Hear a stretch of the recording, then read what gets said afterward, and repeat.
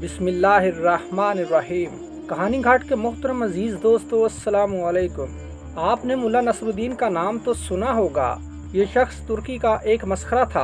जिस तरह हमारे यहाँ मुल्ला दो प्याज़ा और शेख चिल्ली के लतीफ़े मशहूर हैं, इसी तरह तुर्की में मुल्ला नसरुद्दीन के लतीफ़े बड़े मज़े ले लेकर बयान किए जाते हैं। कहते हैं मुल्ला नसरुद्दीन यूँ तो नहायत अक्लमंद और आलिम फाजिल शख्स था, मगर लोगों की इस्लाह और तफरीह के लिए बेवकूफ़ बना रहता और ऐसी ऐसी हरकतें करता कि लोग हंस कर लौट पौट हो जाते। मुल्ला नसरुद्दीन के पड़ोस में एक मालदार यहूदी रहता था, जो इतना कंजूस था कि कभी किसी गरीब और मोहताज को एक पैसा न देता था।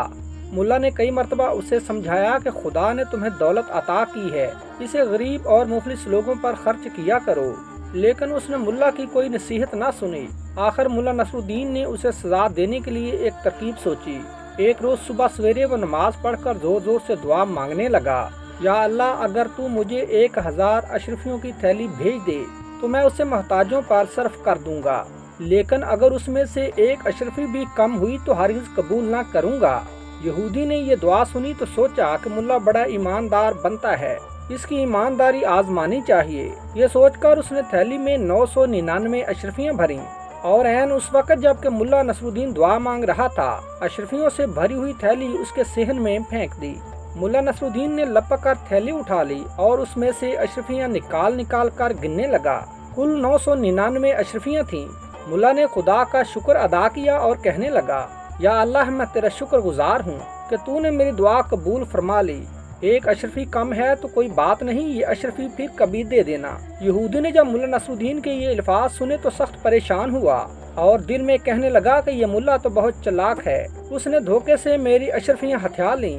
वो भागा भागा मुल्ला के पास आया और कहने लगा, तुम बहुत बेईमान शख्स हो, लाओ मेरी अशरफियाँ वापस करो। तुमने तो कहा था कि 1000 में से एक अशरफी भी कम हुई तो वापस कर दूंगा, लेकिन अब तुम 999 अशरफियाँ कबूल करने पर तैयार हो। मुल्ला नसरुद्दीन गुस्से से कहने लगा, तुम कौन होते हो मुझसे अशरफियाँ मांगने वाले? ये तो मेरे खुदा ने मुझे भेजी हैं, जाओ अपना काम करो। यहूदी सीधा काजी की अदालत में गया और मुल्ला के खिलाफ मुकदमा दायर कर दिया। काजी साहब ने यहूदी को हुक्म दिया कि मुल्ला नसरुद्दीन को बुला लाओ, हम अभी फैसला कर देंगे। यहूदी ने मुल्ला नसरुद्दीन के पास आकर कहा, चलो तुम्हें काजी साहब बुलाते हैं। मुल्ला ने जवाब दिया, तुम देख रहे हो कि मेरा लिबास फटा पुराना है, मैं इस शर्त पर जाने के लिए तैयार हूँ कि तुम मुझे अच्छे अच्छे कपड़े ला कर दो। यहूदी ने ये शर्त भी मंजूर कर ली और साफ सुथरे कपड़े मुल्ला को ला कर दे दिए। मुल्ला नसरुद्दीन ये बेशकीमत लिबास पहन चुका तो कहने लगा, मियाँ यहूदी, क्या इतना कीमती लिबास पहनकर पैदल ही काजी की अदालत में जाऊँ? लोग देखेंगे तो दिल में क्या कहेंगे? जाओ अपना घोड़ा ले आओ, इस पर सवार होकर जाऊंगा। मरता क्या न करता, यहूदी ने अपना घोड़ा भी मुल्ला के हवाले कर दिया और मुल्ला साहब नहायत शान और शौकत से घोड़े पर सवार होकर काजी की अदालत में पहुंचे। मुकदमा पेश हुआ। काजी साहब ने दोनों को गौर से देखा। मुल्ला नसरुद्दीन का कीमती लिबास और सवारी का घोड़ा भी उन्होंने देखा और यहूदी का लिबास भी, और ये भी महसूस किया कि वो पैदल आया है। यहूदी ने जब सारा किस्सा सुनाया तो काजी साहब ने मुल्ला नसरुद्दीन से पूछा, मुल्ला साहब, तुम इसके इल्ज़ाम का क्या जवाब देते हो? मुल्ला ने जवाब दिया, हजूर, ये यहूदी मेरा पड़ोसी है और बड़ा झूठा शख्स है।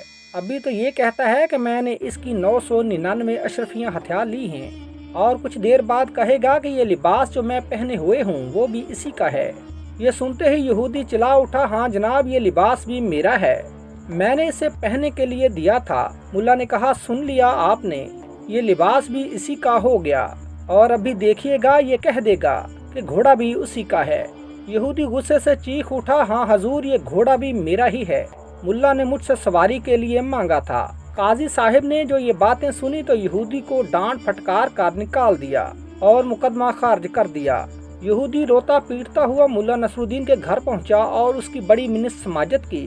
मुल्ला ने इस शर्त पर उसकी अशरफियाँ, लिबास और घोड़ा वापस किया कि वो आधी अशरफियाँ गरीबों में बांट देगा और आइंदा भी नादार लोगों की मदद करता रहेगा। मुल्ला नसरुद्दीन के घर में बेरी का एक दरख्त था जिस पर बड़े मीठे बेर लगते थे। वो उन्हें देखकर बड़ा खुश होता था और बड़े फख्र से कहा करता था कि सारी दुनिया में इतने बड़े और मीठे बेर कहीं नहीं होंगे। एक रोज उसने अच्छे अच्छे बेर छांट कर एक थाली में सजाए, थाली सर पर रखी और बादशाह के महल की तरफ चल दिया कि जाकर उसे ये तोहफा दे। रास्ते में बेरों ने थाली के ऊपर लुढ़कना और नाचना शुरू कर दिया। मुल्ला को बार बार थाली का तवाज़ुन दुरुस्त करना पड़ता था, मगर बेर थे कि निचले न बैठते थे, कभी इधर को लुढ़कते कभी उधर को। मुल्ला बेरों की शरारत से तंग आ गया और एक जगह रुक कर कहने लगा, कमबख्तो, अगर तुमने नाचना और लुढ़कना बंद ना किया तो मैं तुम सबको हड़प कर जाऊंगा। ये कहकर उसने एक मर्तबा फिर तरतीब से बेरों को रखा और थाली सर पर रख कर आगे चल पड़ा, लेकिन बेरों ने फिर थिरकना शुरू कर दिया। अब तो मुल्ला को बड़ा तैश आया। रास्ते ही में एक दरख्त के नीचे बैठ गया और कहने लगा, अच्छा कमबख्तो, तुम यूं ना मानोगे, लो अब तमाशा देखो। ये कहकर उसने एक एक करके बेरों को खाना शुरू कर दिया। जब एक बेर बाकी रह गया तो मुल्ला ने उससे कहा कि अगर तुम्हें एक और मौका दिया जाए तो क्या खामोशी से चलोगे? बेचारा बेर अपने साथियों का हशर तो देख ही चुका था, इसलिए वो चुपचाप थाली में पड़ा रहा और मुल्ला नसरुद्दीन उसे लेकर बादशाह के दरबार में पहुंच गया। उस रोज बादशाह सलामत का मूड बहुत अच्छा था। उन्होंने मुल्ला नसरुद्दीन का तोहफा मजे ले लेकर खाया और खूब तारीफ की। फिर मुल्ला ने बादशाह को दिलचस्प लतीफ़े सुनाए, जिन्हें सुनकर उसके पेट में बल पड़ गए। शाम हुई तो मुल्ला ने रुखसत होने की इजाज़त तलब की।